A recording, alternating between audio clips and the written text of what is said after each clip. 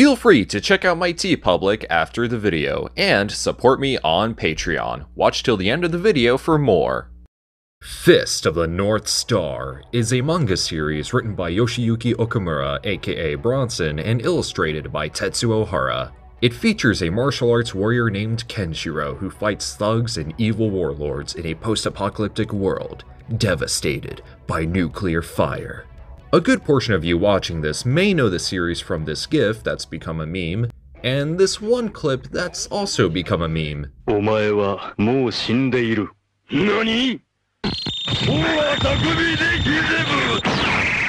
And just to assure you, Fist of the North Star is so much more than just a meme. It was a revolution. At the time, it set the standard for shonen manga and heavily inspired other series like Yu Yu Hakusho and JoJo's Bizarre Adventure. It spawned an anime, video games, some films including a live-action one, and pachinko machines. Fist of the North Star would go on to become one of the highest-grossing media properties of all time. For more, check out this collab video Blue Nova and I worked on a while back that discussed the history of the franchise. And before you do, I forget to mention the Sega Genesis game Last Battle in that video, and when we say that the series isn't as popular in the West, we meant to say that it's not very popular in America, as it has a huge following in numerous European countries such as Italy. During its run in Shonen Jump Weekly, it was such a powerful series that displayed these power fantasies in a more grounded manner. We see broken people living in a broken world who strive to become the best they can be as a means to find their place in it, whether through power and ambition or committing acts of righteousness. The protagonist Kenshiro shows that as strong as a man can be, it's okay to show emotion, as his character is a display of what a man should strive to become. Minus the making heads explode with a single finger aspect of it, but I'm sure you get what I'm saying. NANI? Anyway, Fist of the North Star's first debut on the big screen was in the form of a 1986 animated film that adapts the first 49 episodes of the anime. And it f***ing rocks! Sometime in the future, after a nuclear war, our protagonist Kenshiro is traveling with his fiancée Yuria until they are stopped by a former friend of Kenshiro's, Shin. Kenshiro and Shin belong to two differing schools of martial arts, Hokuto Shinken and Nanto Seiken respectively. These two schools were to never cross as a means for conflict, but after the apocalypse, Shin believes that laws are useless in a world of injustice, and beats Kenshiro in a fight and takes his fiancée from him, taking Mr. Steelio Girl to a whole new level. Meanwhile, two other Hokuto users named Rao and Jagi despise the fact that Kenshiro was chosen as the successor of the deadly martial art they trained in, and go about their separate ways. Jagi plots to get revenge on Kenshiro for disfiguring his face, by attempting to frame him for the murder of the parents of another Nanto user named Rei while kidnapping his sister. And Rao becomes the all-powerful Keno as he seeks to use his power to rule the world with a massive army at his aid. A year after his fight with Shin, thought dead, Kenshiro makes a comeback and fights to bring order and justice to this new world of chaos, while also befriending a little girl named Lin who was mute until Kenshiro came and cured her, a young scavenger named Bat, and the previously mentioned Rei. Ken battles numerous opponents including Jagi and Shin, up until his final bout with Keno for the fate of the new world.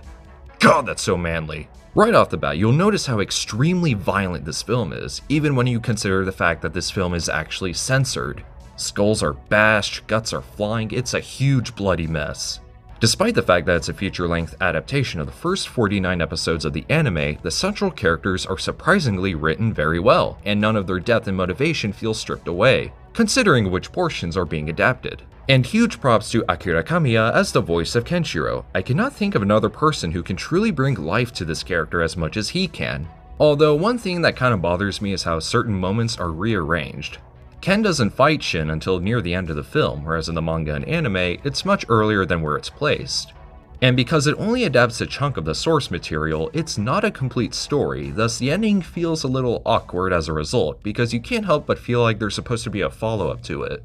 Of course, the main highlight is the action. The trailers even use the fact that there are 10 total fights throughout the film as a big selling point, and while some of them feel a little too short, like Kenshiro vs. Heart and Keno vs. Boss Fang, they're satisfying nonetheless, thanks to how well they're animated at the time, and how violent they are, the best one being the final fight between Kenshiro and Keno in my opinion. God, I'm just getting a testosterone boost just thinking about it. The soundtrack is by Katsuhisa Hattori, who is the father of Takayuki Hattori, and the Godzilla fans watching this video may know him as the composer for Godzilla vs. Space Godzilla, Godzilla 2000, and the Godzilla anime trilogy. Katsuhisa Hattori's scoring is pretty good and diverse, but it's completely overshadowed by Kodomo Band's Heart of Darkness, which is an absolute banger, even with the English. And Purple Eyes is a very good song too, as its placement during the credits makes for a very impactful and emotional sequence. While it's not as big as, say, Akira, Fist of the North Star is another classic I feel everyone should watch. For so long, it's a franchise that's never really gotten to shine in America until maybe when Discotek released both the anime and film on Blu-ray in recent years. But even then, it's still not very well known here. And Viz Media should definitely give another shot at releasing the manga stateside, as I feel there's no greater opportunity than now. Those fan scans and translations we're stuck with can just look ugly at times, and that's a shame because Tetsuo Hara is a phenomenal artist and Bronson is a brilliant writer. Whether or not you're interested in Fist of the North Star, I highly recommend watching this movie, as it basically has everything you need to know about the series before you decide to go in. And that's why I also feel like that this movie makes for a great starting point for newcomers. But if you like what you see, I highly recommend watching the anime, mainly the first 108 episodes, if you have the time that is.